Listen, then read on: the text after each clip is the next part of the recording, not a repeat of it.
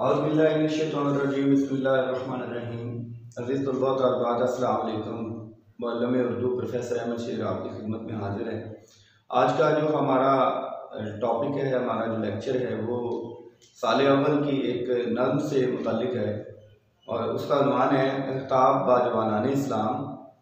अल्लामा मोहम्मद इकबाल की ये नज़्म इम्तहानी नुक्ता नज़र के लिहाज से बहुत अहम है, तशरीह तलब है और ख़ास तौर पर इसका खुलासा भी कई मरतबा जो है वो आ चुका है।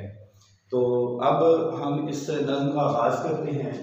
ख़िताब बाजवानाने इस्लाम, इसमें मुसलमान नौजवानों को दरअसल खिताब किया गया और उनको कुछ उनके माज़ी जो कि रिवायात हैं उनकी रोशनी में उनको नसीहतें की गई हैं। शायर का नाम अल्लामा मोहम्मद इकबाल है। अल्लामा मोहम्मद इकबाल किसी तारुफ के मोहताज नहीं। इनका तारुफ दरअसल सूरज को चिराग दिखाने के मुतरादिफ है। अब पहली जमात से अब तक इनको पढ़ चुके हैं। खालिक़ तसव्वुर पाकिस्तान ने हकीम शायर मशरक़ जैसे अलकाबाद से इनको नवाजा किया। इनकी तसानीफ जो हैं वो 4 उर्दू पर मुश्तमिल हैं और तकरीबन 5 जो हैं वो फ़ारसी कलाम पर मुश्तमिल हैं। उर्दू कलाम में मांगेदरा बाले ज़रब कलीम और अमवाने इजाज़ शामिल हैं, जबकि फ़ारसी कलाम में इसरार खुदी, रमूज़े बेखुदी, प्याम मशरक़, ज़ुहूर अजम और जवेदनामा शामिल है। इसके अलावा इन्होंने किताब मुआशियात पर भी लिखी थी, जिसको इल्मुल इक्तिसाद का नाम दिया गया। इनके कलाम की नुमाया ख़ुसूसियात में ईमानी जज्बा, मिली तड़प, नज़रियात इस्लामी, बदला इनकलाब, इस्लाह कौम, हुब्बुल वतनी, फ़ल्सफ़ा और इश्क़ हक़ीक़ी पाया जाता है। नज़्म का आगाज़ करते हैं पहले शेर से। कभी आया नौजवान मुस्लिम, तदब्बुर भी किया तूने, वो क्या गर्दू था तू है जिसका एक टूटा हुआ तारा। मफ़हूम, ऐ मुसलमान नौजवान, कभी तूने सोचा है कि तू किस आसमान से टूट कर गिरा है और क्यों पस्ती का शिकार है। इस नज़्म में आने वाले किसी भी शेर की तशरीह, अगर कोई शेर आ जाता है तो उसके पहले शेर में मैंने एक पैराग्राफ लिख दिया है। इस पैराग्राफ को इब्तदाई तशरीह का इब्तदाई पैराग्राफ आप बना सकते हैं। हर पुरानी चीज़ को बुरा समझना भी बुरी बात है और हर पुरानी चीज़ को सीने से लगाए रखना भी अच्छी बात नहीं। ये भी इंसान के लिए ज़रूरी है कि वो अपने माजी को नज़र में रखकर अपने हाल का तायुन करे। लिहाजा हमारी इस्लामी तारीख में हमारे लिए बहुत से सबक पोशीदा हैं जिन पर गौर करके हम हाल मुस्तक़बिल की मनसूबाबंदी कर सकते हैं। माजी में हमारी तरक्की और अरूज का राज क्या था, हमारे हाल में पस्ती क्यों है, इसको समझना हमारे लिए ज़रूरी है। चुनांचा अल्लामा इकबाल ने ख़िताब बाजवानाने इस्लाम में इस्लामी इकबाल की तारीफ़ की है। इकबाल के ख्याल में मुसलमानों के ज़वाल की जो वजह है वो इस्लाफ की रवायात से रूगर्दानी है और इसी बुनियाद पर अल्लामा मोहम्मद इकबाल ने ये पूरी नज़्म लिखी है। इस पहले शेर में अल्लामा मोहम्मद इकबाल ने मुसलमान नौजवान से मुखातिब होकर एक बात की है। नौजवान किसी भी कौम का सरमाया होते हैं, क्योंकि कौम की क़यादत और बागडोर नौजवानों के हाथ में होती है और यही नौजवान किसी कौम की ज़िल्लत और पस्ती और कामयाबी की सबसे बड़ी सबूत होते हैं, सबसे बड़ी बुनियाद होते हैं। कौम की का इन्हिसार इन्हीं नौजवानों पर होता है। अगर किसी कौम में बाअमल नौजवान होंगे तो वो कौम तरक्की याफ्ता बनेगी। तरक्की के मराहल तय करने में उसे कोई मुश्किल पेश नहीं आएगी, क्योंकि वही जवान है कबीले की आंख का तारा, शबाब हो जिसका बेदाग ज़र्ब हो कारी। अगर नौजवान किसी कौम के नौजवान अखलाकी पस्ती का शिकार हैं, बेरा रवी का शिकार हैं, तो उस कौम को ज़वाल से कोई नहीं बचा सकता। इसलिए अल्लामा मोहम्मद इकबाल मुसलमान नौजवान से मुखातिब होकर दरअसल उन्हें ये बावल कराना चाहते हैं कि वो बाअमल नौजवान बनकर मुल्क और कौम की तरक्की में अहम किरदार अदा करें, क्योंकि मौजूदा दौर जो है वो मुसलमानों के नाकात का दौर है। आप देखें हर जगह पर खून मुस्लिम अज़ा हो चुका है और कौम मुसलमान कौम जो है वो पस्ती का शिकार है। इस असना में अलामा जैसे जो मौसूफ थे, शायर थे, वो जब इस पस्ती को देखते थे, मुसलमानों की इस हालत ज़ार को देखते थे तो तड़प कर रह जाते थे। आज का ये जो मुसलमानों से खिताब है, ये सिर्फ उस वक्त के मुसलमान नौजवानों से नहीं है, बल्कि आज के मुसलमानों से भी, आज के मुसलमान नौजवान भी इसके मुखातिब हैं। अल्लामा मोहम्मद इकबाल ने मुसलमान नौजवानों को उनका माजी याद करवाते हुए बताता है कि कभी तूने अपनी ज़ात पर गौर किया है कि तेरी ज़ात क्या है और तेरी ज़ात की हैसियत क्या है, तेरी वक़्त क्या है और तेरी पहचान क्या है, कि तू एक आसमान से टूटा हुआ तारा है। वाज़ेह है कि सितारे का वजूद आसमान की तन्हाइयों में ही बरकरार रहता है। जब तक वो आसमान पर मुंसलिक रहता है, आसमान से मुंसलिक रहता है और आसमान पर जमा रहता है, उस वक्त तक उसकी ताबनाकी भी कायम रहती है और उसका वजूद भी कायम रहता है।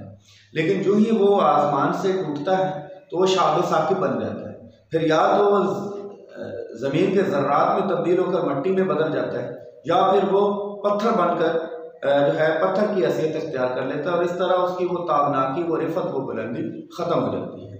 यहाँ पर गर्दूं की ये जो लफ्ज़ है, ये दरअसल रिफत और बुलंदी की अलामत है, और ये मुसलमान कौम की रिफत और बुलंदी को जाहिर करता है।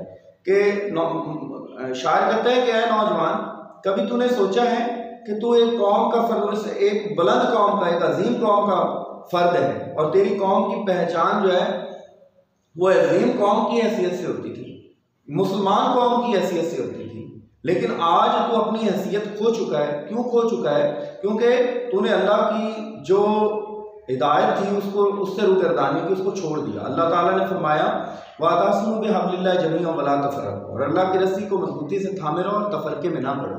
लेकिन हमने उसके उलट किया, हमने अल्लाह की रस्सी यानी दीन इस्लाम को छोड़ दिया, और मुसलमान बनने की बजाय हम क्या बन गए?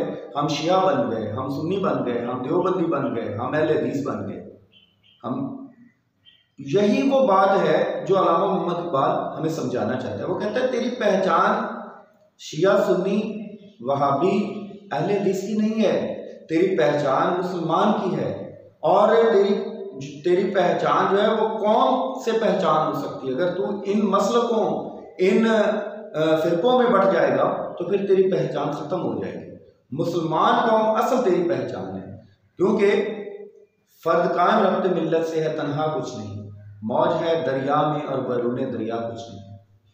शायद दरअसल बताना ये चाहता है कि तू जब तक कौम से मुंसलिक नहीं होगा, कौम से नहीं मिलेगा, उस वक्त तक तेरी पहचान एक फ़र्द की हैसियत से होगी।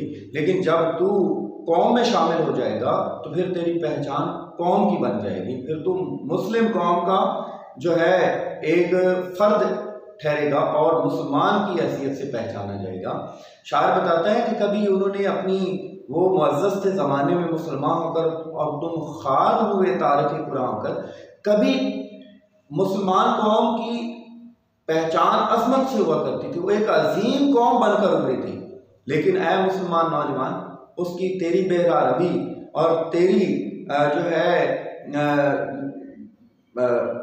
अखलाकी पस्ती की वजह से, तेरी इस इंतशार की वजह से उस कौम का शराज़ा बिखर गया, और आज वो कौम जो मफलूकुल हाली का शिकार हो चुकी है, अब फिर से हमें उस कौम को अजीम बनाने की ज़रूरत फिर दरपेश है। और उसके लिए उस वक्त तक वो अजीम कौम नहीं बन सकेगी जब तुझ में इत्तेहाद और इत्तफ़ाक़ पैदा नहीं होगा, और तो इन बामी झगड़ों से, जो कि मसलकी झगड़े, इनको ख़त्म करके मुसलमान की हैसियत से उभर कर सामने नहीं आता। अगला शेर है, तुझे उस कौम ने पाला है आगोश मोहब्बत में, कुचल डाला था जिसने पाँव में ताजे सरे डाला।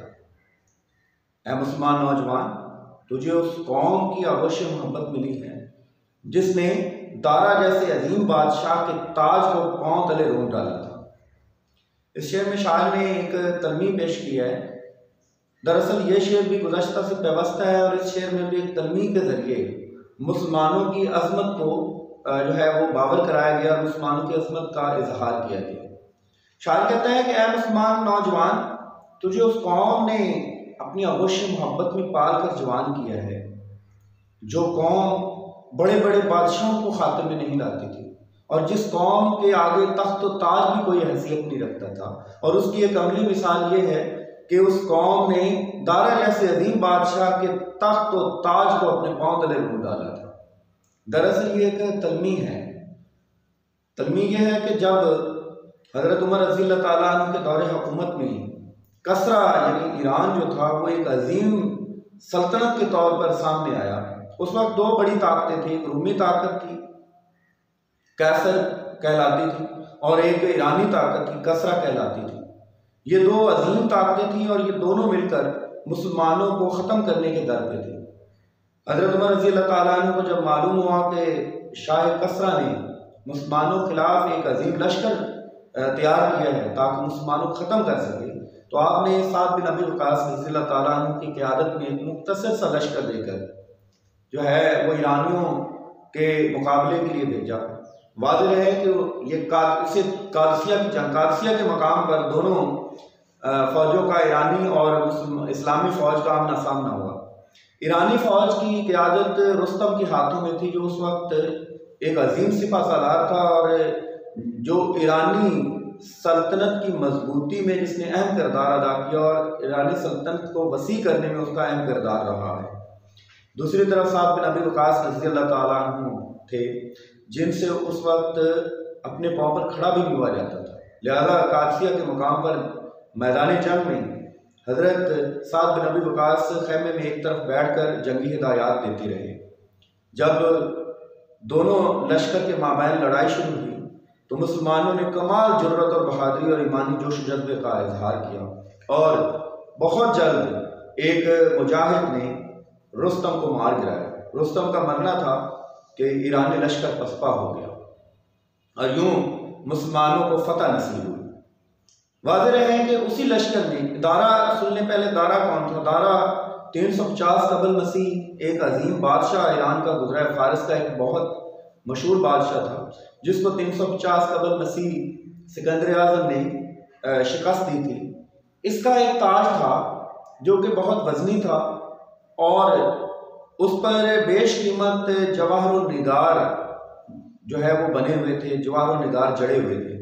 बताया जाता है कि इस एक ताज की कीमत एक सल्तनत के बराबर थी और फारस का हर बाशिंदा इसको देखने की ख्वाहिश रखता था। ये ताज जो है ये ईरान के शाही खानदान में नस्ल दर नस्ल फिर चला आया और हर शहजादा इसको देखने की तमन्ना रखता था और इसको पहनने की चाहत रखता था। लिहाजा इस ताजपोशी के मौके पर जब भी ईरान का कोई बादशाह, नया बादशाह जो है वो तख्त नशीन होता था तो इस ताज को उसके सर पर रखकर उसकी अजमत का ऐलान किया जाता था।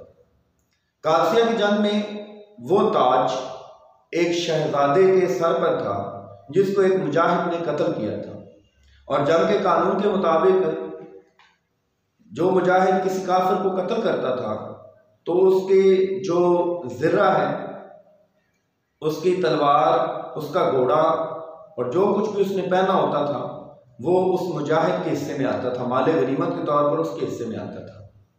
अब रात के वक्त एक मुजाहिद जो है वो ताज को लिए हुए ठोकरें लगाते हुए माले गनीमत जहां पर जमा था वहां पर आए तो वहां के पहरेदार ने देखा, उसने देखा कि एक मुजाहिद जो है वो ताज को ठोकरें लगाता हुआ आ रहा है। उसने कहा, ऐ अल्लाह के बंदे, ये ताज तेरी मलकियत है क्योंकि तूने जिस शहजादे को कत्ल किया है उसने ये पहना हुआ था और माले गनीमत के तौर पर ये तेरा हिस्सा है। उसने कहा मुझे इसकी ज़रूरत नहीं है और ये कहते हुए उन्होंने ठोकर मारकर उस ताज को जो है वो माले गनीमत में फेंक दिया। अब वो पहरेदार बड़ा हैरान हुआ, कहता है अल्लाह के बंदे तुझे पता है इसकी कीमत क्या थी?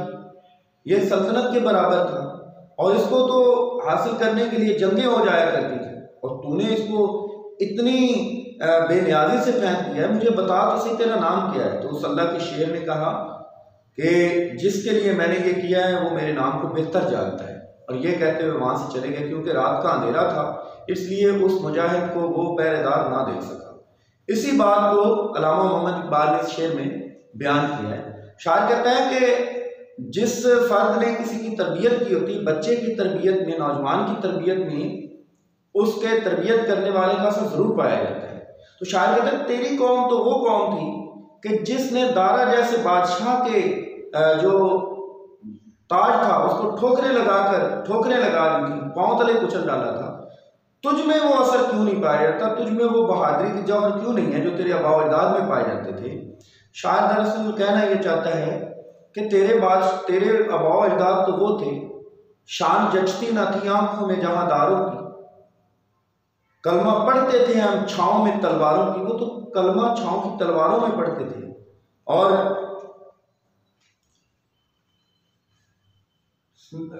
टल न सकते थे अगर जंग में अड़ जाते थे, पांव शेरों के भी मैदान में उखड़ जाते थे। वो तो ये लोग थे, वो बहादुर थे और वो बहादुरी तेरी तरबियत में शामिल है। तो फिर तू क्यों नहीं बहादुर है, तू उतना क्यों नहीं बहादुर है।